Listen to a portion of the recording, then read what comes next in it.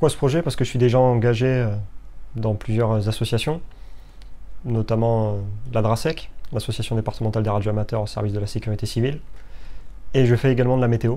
Donc j'ai souvent ressenti le besoin lors d'épisodes assez violents d'avoir des données sur zone, mais avec les installations actuelles ce n'était pas possible.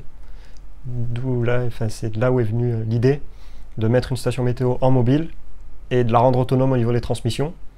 Donc en étant radioamateur, le réseau APRS était évident, il est tout à fait adapté pour ce genre d'utilisation. C'est une demande qui a été faite notamment par les pompiers du Gard, la station peut également être utilisée en cas de feu de forêt. Il suffit de la déployer autour de la zone et on peut récupérer les données de vent et d'hygrométrie, ce sont les données principales en cas de feu de forêt, pour avoir les données vraiment sur zone. Par exemple, une unité qui va faire le tour du feu peut déposer une ou deux stations sur son chemin et ça permettra de récupérer les données sur place sans avoir à utiliser des stations qui des fois sont à plusieurs kilomètres des zones. Ce logiciel me permet de réaliser l'étude de couverture radio en fonction du relief et des caractéristiques techniques qu'on a sur la station radio. Et pourquoi avoir choisi le site de Valras? Alors on a choisi de partir sur le site de Valras tout simplement parce que c'est une zone qui est assez exposée. D'une part au vent, elle est dégagée au niveau de la mer. Ce qui m'a plu dans le projet, c'est le côté romantique du projet, quelque chose qui n'a pas existé, qu'on doit créer de nous-mêmes.